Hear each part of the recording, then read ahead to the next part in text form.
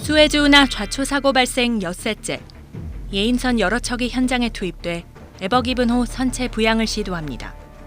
뱃머리 부분에서 27,000세제곱미터의 흙과 모래를 퍼낸 뒤 예인선이 작업할 수 있는 공간을 확보했습니다. 하지만 22만 톤급의 대형 선박을 움직이기에는 역부족입니다.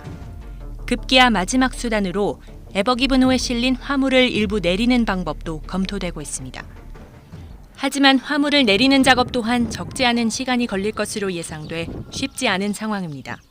صعب دلوقتي ان احنا نقول بالظبط توقيت لحل المشكله لان احنا بنقول زي ما قلت السفينه كبيره.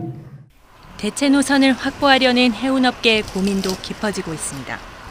운하 근처에서 대기 중인 선박이 300척이 훨씬 넘고 일부 선사들은 이미 배를 돌리기 시작했습니다. 울며 겨자 먹기로 아프리카 남단 희망봉을 돌아가는 선박도 늘고 있습니다. 10,000km에 가까운 거리가 더 늘어나지만 운송 지연에 따른 손해배상을 앉아서 당할 수는 없다는 판단입니다. It takes an additional roughly 2 weeks to go around to Cape Horn, so that will tie up the tankers for longer to getting the oil from A to B. 수에즈 운하를 운영하는 이집트 정부는 하루 158억 원의 손해를 보고 있는 것으로 추산됐습니다. 또 평소 하루 물동량을 토대로 추산했을 때 시간당 4,500억 원어치의 물류 운송이 지체되고 있다는 분석입니다. 여기에 사고가 수습된 뒤에는 피해 보상 국면으로 접어들면서 책임 소재를 둘러싼 이해 당사자 간 분쟁이 본격화할 것이라는 전망이 나옵니다. 어제 열린 더불어민주당 박영선, 국민의힘 오세훈 서울시장 후보의 첫 TV 토론회. 1대1 구도에서의 첫 토론인 만큼 한치의 양보 없이 치열한 공방이 이어졌는데요. 그런데 오 후보가 토론 과정에서 이른바 비강남이라는 표현을 여러 차례 사용해 논란에 휩싸였습니다. 균형 발전을 언급하며 서울을 강남과 비강남으로 구분지어 표현한 것인데요. 오 후보의 발언 직접 들어보실까요? 강남 지역에 비해서 비강남 지역의 주거 환경이 열악합니다. 비강남 지역의 주거 격차 줄이겠습니다. 학교별로, 선생님별로 교육 콘텐츠가 차이가 많이 납니다. 특히 강남 지역하고 차이가 나서 속상해하시는 비강남 지역 자녀분들 두신 어머님들을 위해서 서울시가 학년별로 온라인 교육 플랫폼을 강남의 인강을 벤치마킹한 시스템을 도입하겠습니다. 토론회 이후 SNS에는 강북이라는 말도 있는데 굳이 비강남이라고 한 이유가 무엇이냐, 사람도 강남인과 비강남인으로 나눌 것이냐, 이런 비판들이 쏟아졌습니다. 반면 다른 정치인들도 흔히 사용하는 말이라며 괜한 꼬투리 잡는다는 반론도 제기됐는데요. 실제로 지난 2018년 서울시장 선거에 출마를 선언했던 민주당 우상호 의원도 서울의 모든 영역에서 강남과 비강남의 격차가 벌어져 있다며 이를 해소하겠다고 강조하기도 했습니다. 이 비강남이라는 표현 주로 부동산 업계에서 사용하는 말입니다. 서울을 한강을 기준으로 강남과 강북으로 표현하는 것이 이렇게 통상적인데요. 유독 부동산 업계에서는 상대적으로 집값이 비싸고 소득 수준이 높은 강남 3구를 강조하기 위해 이렇게 강남과 비강남이라는 분류를 사용하고 있습니다. 언론들도 부동산 관련 소식을 다룰 때 이 부동산 업계의 이런 이분법을 별 비판 없이 인용하고 있습니다. 하지만 서울을 강남과 비강남으로 나누는 것은 특정 지역의 특권의식과 다른 지역에 대한 차별과 무시가 담긴 것이라는 지적이 줄곧 제기되어 왔는데요. 오늘 밤 열리는 서울시장 후보 2차 토론회에서 이 비강남 논란이 재현되는 것은 아닌지 지켜보도록 하겠습니다. 뉴스가 있는 저녁 안규령입니다. 문서들이 바닥에 어지럽게 널려 있고 한쪽에서는 파쇄 작업이 한창입니다. 표지 제목을 확인해 보니 아산 배방지구와 탕정지구 택지개발 사업이라고 적혀 있습니다. 하루 동안 폐기된 문서는 5톤 분량. LH 아산사업단에서 대량의 문서가 한꺼번에 파쇄되자 LH 땅 투기 의혹과 관련된 증거인멸이 의심된다는 주장이 제기됐습니다. 주민신고로 파쇄 현장에는 경찰까지 출동했습니다. 하지만 LH 아산사업단 측은 이번 문서 파쇄가 땅 투기 의혹과 관련이 없다고 해명했습니다.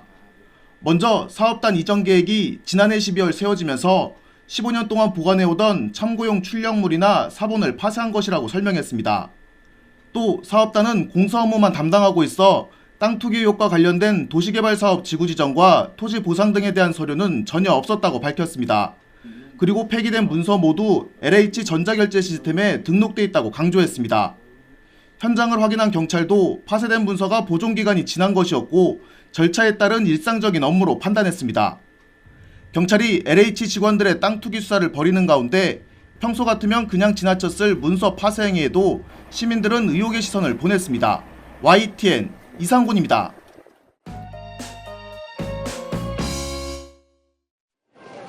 일본 오사카에서 600명 가까운 코로나19 신규 감염자가 확인됐습니다. 이틀 연속 확진자 수가 도쿄를 웃돌면서 2달 전 상황으로 돌아간 겁니다. 오사카부는 감염 확산을 막기 위해 상업시설에 대한 영업 단축과 함께 마스크 회식 등을 의무화하게 해달라고 정부에 요청했습니다. 긴급사태 해제 후 약 한 달 만에 이렇게 된 것은 젊은이 사이에 변이 바이러스가 크게 확산한 것이 원인으로 꼽히고 있습니다. 大阪府に関してはですね、まず感染のレベルについては、これはもうステージ4に近づきつつある、医療への負担というのが今少しずつ進行しているということだと思います。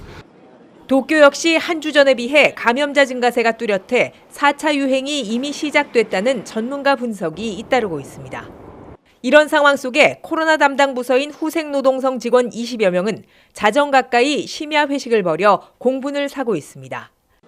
송별회 명목으로 지자체의 영업 단축 지침을 어긴 채 밤늦게까지 문을 여는 주점을 일부러 골라서 찾아갔다는 겁니다.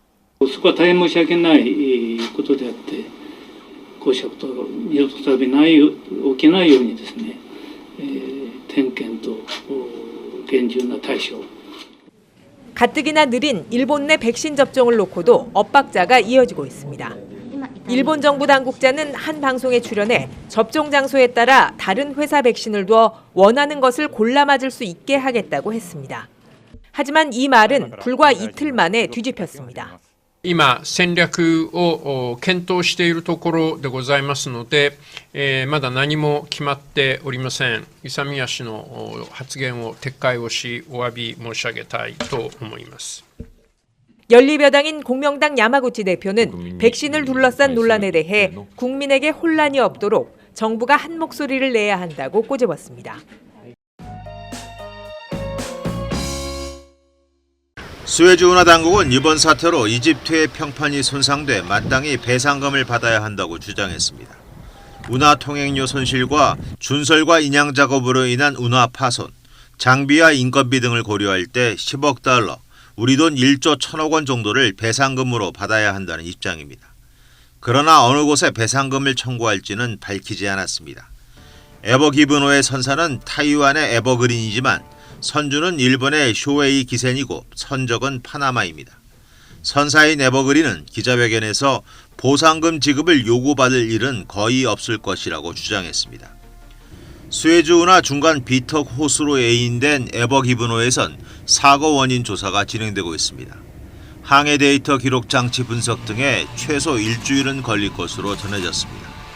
스웨즈 운하 당국은 사고 원인 조사가 끝나고 배상금이 원만히 합의되면 에버기브노가 운항을 계속할 수 있지만 소송으로 이어지면 배와 35억 달러로 추정되는 화물 모두 이집트를 떠날 수 없다고 말했습니다. 스웨즈 운하의 운항은 빠르게 정상을 되찾아가고 있습니다. عبرت قناة السويس حتى الآن 194 سفينة بإجمالي حمولات صافية قدرها 12 مليون طن بداية من مساء يوم الاثنين وحتى أمس الأربعاء ومن المقرر أن يعبر القناة يوم الخميس إن شاء الله 87 سفينة. 하지만 개통 전에 420여 척의 배가 통과를 기다리며 대기 중이었기에 정체 현상은 다음 주에나 풀릴 전망입니다.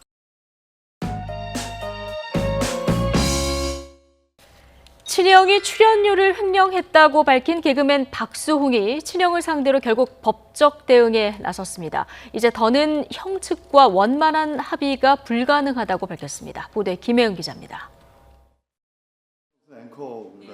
박수홍과 친형의 분쟁은 박수홍이 운영하는 인터넷 방송의 한 댓글로 시작됐습니다. 박수홍 형이 계약금과 출연료 등 100억 원 넘는 돈을 주지 않았다는 겁니다. 박수홍이 SNS를 통해 이를 직접 인정하면서 논란은 일파만파 퍼졌습니다.